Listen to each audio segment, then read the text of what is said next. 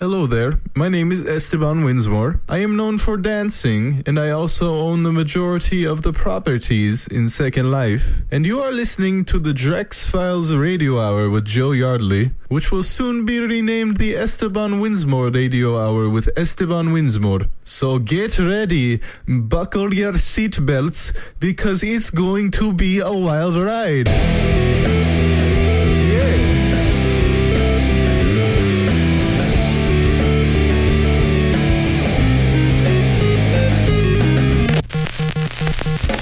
Hello there and welcome to the Drax Files Radio Hour with Jo Yardley. My name is Draxter Dupre.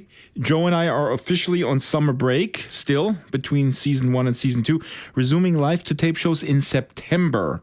And we have wonderful interviews coming up. They're all in the can, but they're not edited. We have Jackie Morey, formerly of USC's Institute for Creative Technologies. We have Brian Carter, the creator of Virtual Harlem, and Tammy Fletcher, marriage and family counselor, who will share with us how therapy sessions in a little-known virtual world called Second Life kind of work.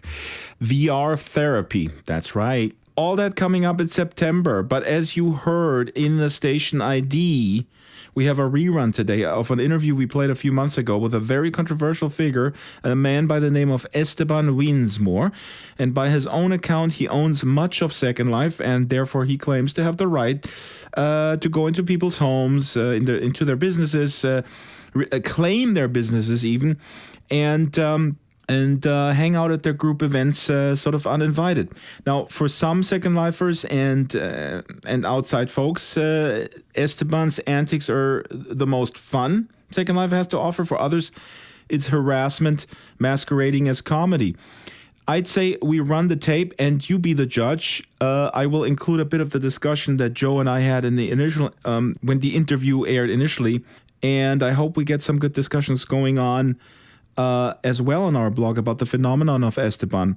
By the way, Esteban was on another podcast, the Richard Lewis Esports podcast. We'll link to it. And it's actually not Esteban. It's the guy behind Esteban. I don't know if it's the same person. Who knows? You got to listen to that too. So here now is the interview that originally aired in show number 3. I spare you the reminder that everyone by now should have subscribed to this show on Stitcher or iTunes. Also, we very, very much appreciate your support for this show, either by means of donating, sponsoring as a business, or simply spreading the word in world. But now let's roll the rerun, show number 3. Here we go. Now, moving on to the feature section, Esteban. Who is Esteban Winsmore? I just want to play another excerpt of one of his films.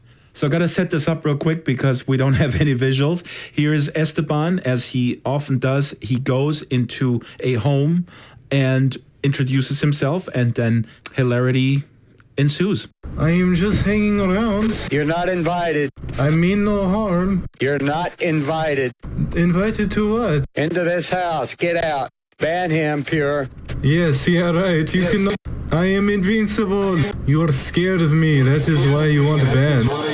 Are you afraid because I am more man than you? You see these peeks into a window where a man and a woman are snug. What are you doing in there? Just chilling. Ah, I see. It's me, Esteban Winsmore. How are you doing? Terrible. Why, my friend? Live life, be happy. I got peeping Tom standing outside my window. I'm just dropping by, making sure your day is to me. What is this room I am in?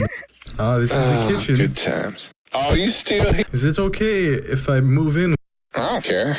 Oh, yes, we will be best friends. Esteban sort of pushing himself gently onto others and... Yeah. Oh dear, oh dear, oh dear. Another soundbite that I want to play before we listen to the interview is he was with furries and he just asked some very innocent questions. And here is that soundbite. You are very large. I'm just a little pup. Little pony's all I am. Wow. You are animals with human qualities. I've never quite seen anything like this. I am just a normal man. I apologize if I do not fit in. Everybody fits in here. We don't take any offense with anyone or try not to. That is a very nice policy. Oh, you're a human. Never mind. Actually, I'm I don't know part for sure. furry, part This thing's human. got intelligence. You're part what? Part furry, wolf. Oh, I've never heard this term before. And what they did was... Anthropomorphic animals are called furries. Wow. Yes. They're about as This has suddenly become a very interesting day. This is Esteban for you. I mean, Joe, you mentioned earlier it's the highest rated YouTube content. Who is he for you? Is he a griefer? Is he a troll? Is he a genius comedian? Who is he? All of the above? Genius is maybe a little big word. But, you know, he is a griefer, but he is so funny. He does it in such a funny way. I would kick him out of my sim within a second. That's right. You have police. You kick people out who don't wear the right attire in 1920s Berlin. Yeah, you wear jeans, you get ejected. No problem. But, you know, just like with most best comedy, the comedian itself is not the gem, but how the people react. He is, you know, generally quite innocent, being a bit of a pain. Are you gay? No, I just like you. You are the most beautiful girl I've ever seen. I know. Okay, don't be conceited. I know. She's my girlfriend, bro. She's my girlfriend now, okay? No. You love me, right? No. We are in No, love. thank you. Without any further ado, and I know the Esteban fans who are listening to this show, they're not interested what we are thinking about him. They just want to hear the man in his own voice. And here is the interview that I taped with him. My name is Esteban Winsmore. I am a club owner, entrepreneur. The list of things I do is too long. I cannot go too far into it, but you understand the basics. I understand, and because I've seen all your work, and I can't think of anyone not familiar because you have the highest rated Second Life content on YouTube. First of all, let me ask you, are you of Spanish background? No. People ask me this all the time. I respond quite similarly each time. It does not matter where I am from. It is what's inside that counts. Look at my character instead. Yeah, and I feel when I watch your encounters with others that it's very obvious to me that you want to be loved, but sometimes you run into issues with others and they don't see it that way. Yes, it is not always this way though. Sometimes I find friends, but I must say, since I entered this world, I have taken more verbal abuse than I care to recall. I always try and keep on a happy face, but sometimes people say, screw you, Esteban, you must leave this place. But, you know, I try and keep my attitude up and strong. I know, and even somebody as restrained as you, after a while of that verbal abuse, you fire back. I mean, who can blame you for that, right? Yes, my mother taught me. She was very, very strong, very firm handshake. She say, you can be nicest man in the world, but do not take the insults. You must protect yourself at all times. So I follow this code very strictly. It's just my own guessing game now when you talk about your mother. Is she from Eastern European descent? Listen, Drax, I warn you about this. It does not matter where I am from. But Esteban, I am an investigative journalist. It's just that's how my brain works. Okay, if you must know, it's okay. Many people know my origins. I am from a small country called Podola. And oftentimes, people ask me, where is Podola? And I say, if you do not know, you will never learn. So take that as you will. Okay, well, I think that your mother raised you very well. Now, how long have you been in Second Life? I have been playing Second Life for almost 4 years now. I believe 2010 was the year of my birth. And you say playing, but you're also an entrepreneur, like you said. So it's more than just a play. You have a club. What offerings do you have at the club? I have, to my shame, I have to admit, I have not been to your club yet. Oh yes, it makes sense. My club is constantly changing places. It is quite mobile. It is wherever I deem it to be that day. We do not offer much except for happiness, and you are free to dance. And of course, if business it takes place, all money goes to me 100%. But otherwise, you just have good time, you dance on the floor. There's nothing more to it. You have encountered subcultures like the furries or the bronies. Why did you want to learn about furries? I mean, I guess that's a simple question. You are a very curious guy. Yes, absolutely. Once I meet animal men, I say I must find out more about your species. I become very curious. I search for more. Eventually, I came across this barn where 3 of them, maybe 4, I couldn't tell. It was a strange mess. They were... And it was very confusing, but I learned a lot that day. The smell was terrible, but they were very interesting people, very interesting philosophies. I do not care myself to go and barn and but it's still much interest to me. Yeah, and they were somewhat friendly. I mean, they were a lot friendlier than some of the humanoids that you encounter, right? Yes, the reasons, although they were explained quite clearly to me, were still very strange, but I understood them nonetheless. With the bronies, what happened with the bronies? Were you also banned from there, and why did you go back as a brony yourself? Initially, the bronies loved me. They built shrine, giant monument for Esteban. And then my followers, people, fans of Esteban, swarmed their lands, and I was exiled as a result. But they still love me there. I go back in disguise as a brony. But even now, they know my voice. They know my aura. They feel me in the area, and they ban me. But I think all in all, they still love the Esteban, and I love them too. A lot of people would call you a griefer. They would say you are there to wreak havoc, to grieve people. And how would you respond to that? I make many videos called Home Invasions. These videos were meant to be ironic. With real home invasion, man comes in home with a gun. When I do home invasion, I go in a room and say, hello, how are you? I do not understand the disconnect here. I've never been aggressive. I've only reacted. So you say Esteban grief, I say Esteban is angel.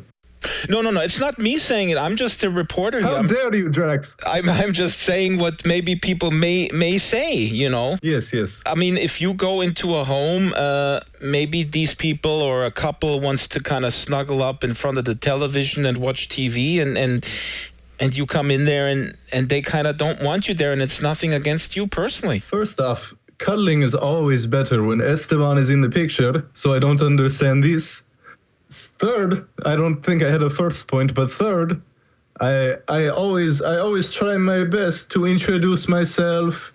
All the places I go are publicly accessible. Oh no, Esteban, come in my publicly accessible home and ask me how I am doing. What a terrible person. I am sorry. I am human. I want to make friends. I get yelled at more than anyone on Second Life. What about my emotions? I'm trying my best here. That's true, and Second Life is, as opposed to some other games, one of the defining factors is that's a social place to where people are going to make friends, right? Absolutely, and you'd figure in these homes you build them from the earth. You want people to come in and say hello. I understand that sometimes you and your girlfriend do the sex and you don't want Esteban there, but let me just say that I'm great at sex. Just let me join. I can do it. Yeah. I mean, this is just, they just have to give you a chance. Yes, it's a shame the way I have been misunderstood by many of the Second Life players. But at the other end of the spectrum, many of these people love me. I have Second Life players message me every day. I come online, I have 30 friend requests. I check my YouTube. People from my videos come and they talk to me. They say they are big fans. I have brought many people to Second Life. I think all in all, I am a positive for this world, and I enjoy making that positive impact. And I know that people out there, they say Esteban is jerk, he is freak, but they do not understand my true spirit. I come with strong character. Yeah, like any Eastern European. Listen, this does not matter, Drax. I know. I'm just saying because I'm European, and when I'm here in California, then people sometimes say, "Oh, you must be from Europe because you come on very strong." Well, with me, I am from land many people have not visited. People do not know my customs, but my only custom is friendliness, so it becomes quite clear after you meet me that I do not mean you harm. I just want to be your friend. I'm sorry that I am so outgoing, you know? And maybe I'm a little too handsome. You're intimidated. They might very well be intimidated.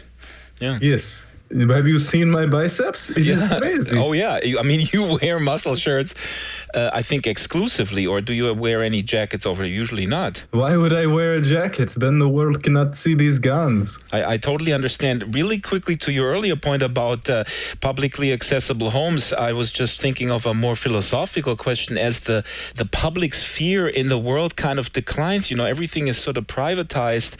I mean, maybe in Second Life, it's the only place where we have publicly available spaces where we can meet. Absolutely. I go to many public spheres in Second Life and I am terrified, but I go to many other ones. I meet friends.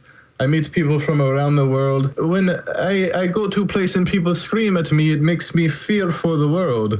What more do we have to live for if we don't care to meet new people and usher in new experiences to our lives?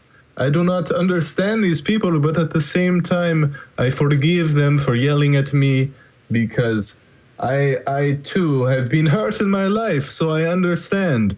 New experiences like having sex on the couch. Yeah, well, maybe not this, but at least talking to people. The way you approach also other cultures like the furries or the bronies is with a curiosity and an openness, an open heart. And not everybody feels this way. I get much hate from people for talking to these groups, for not insulting them directly.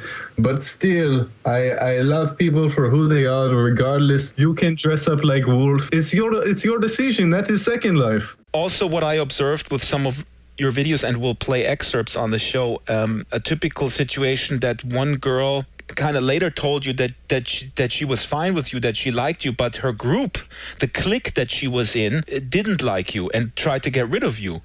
So this is kind of really like, I think, experience we have in everybody of us may have had in high school too. Yes, absolutely. And this mob mentality has caused many people to yell at me because maybe their friend does not want me there. But I think in that particular case, you have your Eastern European persistence. They just... No, Drax. I am not from this place. Okay. Sorry. Stop it. Okay, sorry. I didn't want to upset you. You're always welcome at my home. Oh, thank you. Well, I would go there anyway, to be honest, but... You know, I appreciate the invitation. My landlord, Loki Elliott from Escapades, loves you very much, and he would probably be very welcoming. Great. But we don't have any wolves. Well, it is okay. I think I've had my fair share of wolves for at least 3 years.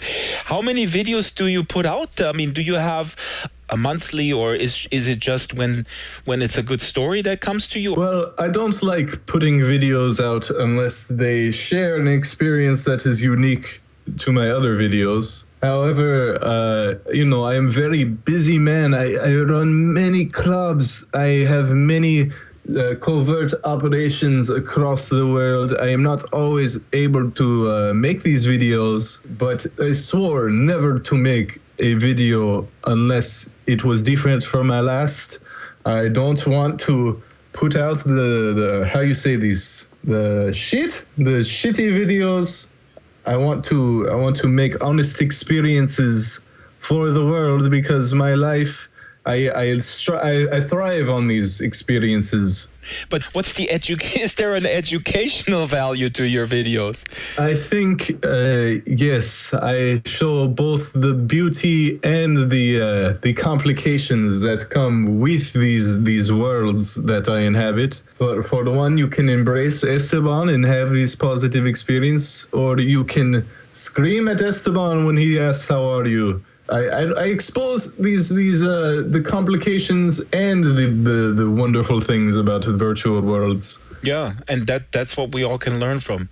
Just a couple more questions. I saw that you donated all the money that came in from Google Ads to a good cause. Yes. Why need money when you are money, right, my friend? I do not need this money. There are kids in, I don't know, somewhere. They need this money. They want sandwiches. I don't know. I own many clubs. In Eastern Europe, they eat pierogi. Listen, one more Eastern Europe comment and I will take these fists to your face, Draxter. Okay. Okay, wait, sorry. I get worked up. I know. I apologize. Don't worry about it, my friend. Okay, we're good. Okay. So who did you give that money to? I gave my money to save the children. I think the innocence of a child is what might save this world. So I think maybe we save the children. Because I've been yelled at by many old people, so maybe children are the only people I like anymore. So I donate my money to them. Save the children from the likes of you, some could say. Yeah, well, maybe. Because children inevitably become old, and maybe they come on Second Life and yell at me someday, so maybe I just donate charity to myself. But I don't know. My last question is, I'm always curious because people say Second Life is not a game, and you have been referring in this interview more to Second Life players and game, and a lot of people say, no, it's a world, these people are residents, this is not a game. How do you feel about this whole back and forth? Well, I even though I occasionally do say players in game, I do believe that this is a world. You cannot get the experience you get here anywhere else, and that is why I come back. As I've shown, I do not care too much for the money. I'll give that away. I like being able to meet these people and being able to translate these experiences to people who are not here. It is a world for me. It's not so much a game. But are you ever afraid that the woman that looks so beautiful and that you want to kind of take out maybe to a date is in reality a 55-year-old trucker who is overweight and lives somewhere in a trailer park? Well, yes, but I would exercise precaution. I would ask for scan of driver's license, fingerprints. I'm curious because we talked about how some people might think you're a griefer, and now we're talking about possibly violating the terms of service. Are you afraid of Linden Lab or maybe somebody reporting you and you might get banned from the world? For the record, I have never once been banned, not for a day, not for a week, not for a year.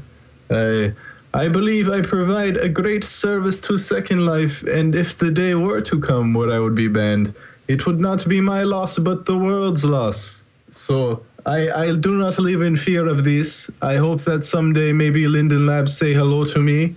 But I am not afraid. I am brave soul. I am not afraid of ban. I understand. Especially the service that you're providing for the female 50% of the world. Exactly. Okay, Esteban, thank you so much. And looking forward to your next video. Of course. No problem, my friend. So that was Esteban Winsmore in his own words. Now, Jo, you mentioned how fast and how violent people react to him, while you could argue that it's relatively easy to ban someone, to block someone, to mute someone and eject someone from a sim, correct? Yeah, that's true. But of course, some of these people are living in rented homes. So they rent a house somewhere where they have almost no powers. And they have to call the landlord to get rid of this crazy guy with the massive nose. So in other words, just like the real world, if you're a renter, you're screwed. He's trespassing, call the police, but you can't do that in Second Life. But yes, even if you have no powers whatsoever on your land... Well, you can't do that in Detroit either because of the police force being downsized. Sorry, go ahead. Exactly, but you can mute and make every avatar invisible so you no longer see them. And I've been in Second Life for about 5 years, so maybe I have no right of speaking when it comes to a lot of people who are in Second Life for only, for not that much time. But I don't understand that there are people who don't know that they can't do anything about it themselves. They have to wait for their landlord to kick them out. Because I've had so many people I had to kick out or mute and things like that over the years. It's become second nature to me. Nobody bothers me for longer than I allow them to, just because it's mildly entertaining to sometimes talks to someone who's really annoying. But, it takes 2 clicks and they're gone forever. Even if you can't eject them or whatever, you just go mute and whoosh, they vanish. the high level of vitriol that is being spewed at Esteban is in fact shocking when you watch some of these videos. Yeah, I mean, that doesn't mean that I think it's okay that that I don't understand the victims, because it can be really annoying, especially if you think you have no powers. There is no real privacy in Second Life, and if someone walks into your house, kick them out, and if you can't ignore them, how long is it going to take? A couple of minutes? Yeah, or you teleport away and then come back. But no, you can't surrender. I see. So you're confrontational. Oh, absolutely. But if someone comes into your house and you don't want them there, and you can't do anything about it, I can understand that people get quite angry, and I can also understand that they can get quite annoyed with this guy. But in the end, I can't help but laugh at it because it's so funny. Mm. I try not to, but I can't help it. I want to mention that I do see a connection with the way we interact in the physical world, and I do see an increase in people just being less and less civil. And that has to do with economic pressures, especially the middle class sort of feeling maybe the rug being pulled out under them, and all that stuff is very much related. It's also how modern society works in general these days. I mean, we come home from our job, we close our curtains, we close our doors, and in many families, everyone goes to their own room and watches their own little screen instead of working together. Absolutely. While when I grew up, all the front doors were left open. I mean, we had riots in the 1930s in Amsterdam where they knew they were going to have riots in a certain neighborhood because they knew the doors were always open, so everyone could run inside a random house during the riots, which they did, and then they had free coffee and tea. Yeah, it's in many ways, this again shows how Second Life is a mirror of what we're going through in the physical world in terms of relating to other human beings. I'm absolutely convinced about that. That's what makes Winsmore so interesting, because on one hand, as someone who's in Second Life themselves and who runs the sim and who has tenants, I'm looking at a griefer who needs to be kicked out and banned. And on the other hand, I'm just looking at something that is very, very entertaining. There was one couple in one of the videos that were actually quite funny, and they quite enjoyed his visit. There was one girl that wanted to hang out with him, but her clique was against him, and she succumbed to sort of the peer pressure, right? In pushing back at him, while deep down inside, she told him later that she wanted actually to hang out with him, and she thought he was a nice guy. Even if you block me, I hope you remember me forever, girl, and the good times we had. Don't worry, Esteban. You'll always have a part of my heart. I love you too, baby. Yeah. I love you too. It's just, my friends don't, they get a little upset. But I love you, and maybe I'll unmute you and we can hang out, all right? Hold on, I'm going to cry.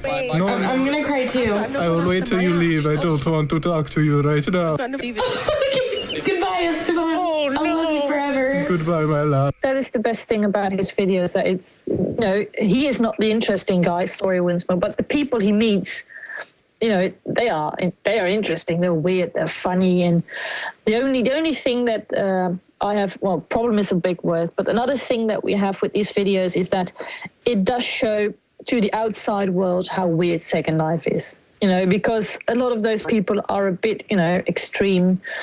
And he shows a few weird sides of Second Life without much background, which is, a shame, but we have to realize that is how many people see us anyway.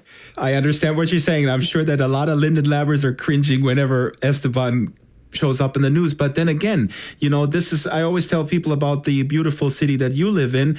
I tell them, when you go to Amsterdam with your kids, are you going to show them the Rijksmuseum, or are you going to take them to a brothel?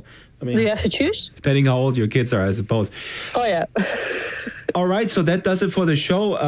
Fabulous. And I hope the discussion about who Esteban is, what is griefing, what is trolling, and is he both or more or less. Let us know if you've been a victim of him, right, or if you're a fan. We'll put you in touch. We'll put you in touch with him.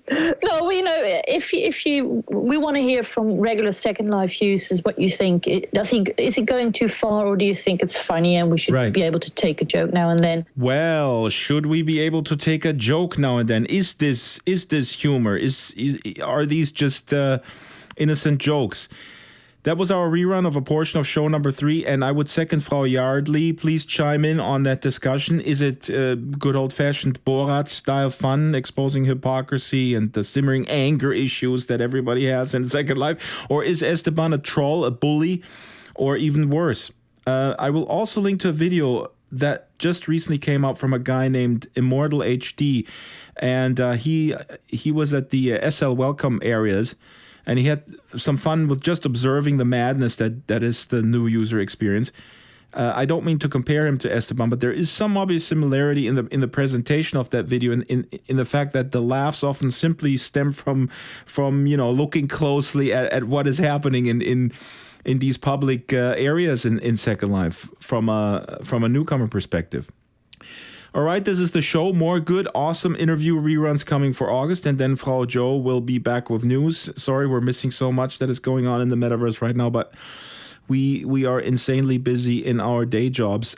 You guys have great blogs to read that tell you all about the fascinating things that are happening. For instance, and I learned this as well through some of these blogs, High Fidelity's Emily was recently singing Christina Aguilera's song Beautiful. Her avatar's facial expressions in the High Fidelity Alpha is synchronized in a pretty cool way.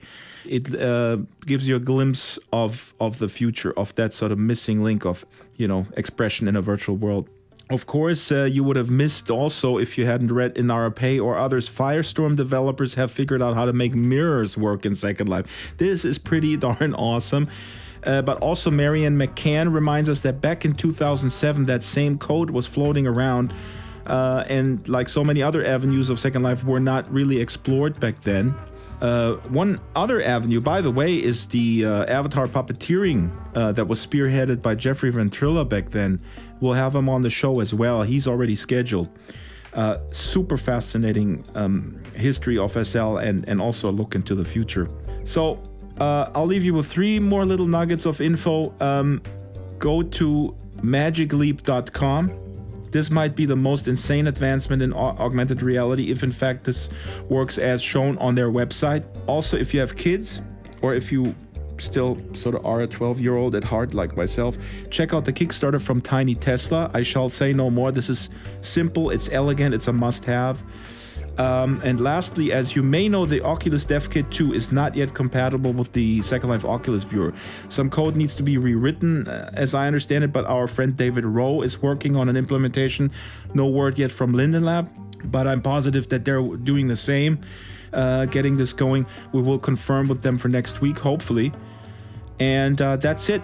Bye. See you all next Friday. Thanks for listening. The Drax Files Radio Hour with Jo Yardley is a weekly production of Basic Drax Entertainment. The show is supported by Bleep Motion, SL Go By On Live, Stitcher, Bot Girls Identity Circus, Carvel Design, Vika Creations, Humanoid Animations, Escapades, Botanical, Death Row Designs, Nantra, Angel Red Couture, Fallen Gods Incorporated, What's Next, Avacon, and Landscapes Unlimited. Contact the show via Skype, Drax Files, Avatar Drax Files, or email radio@draxfiles.com.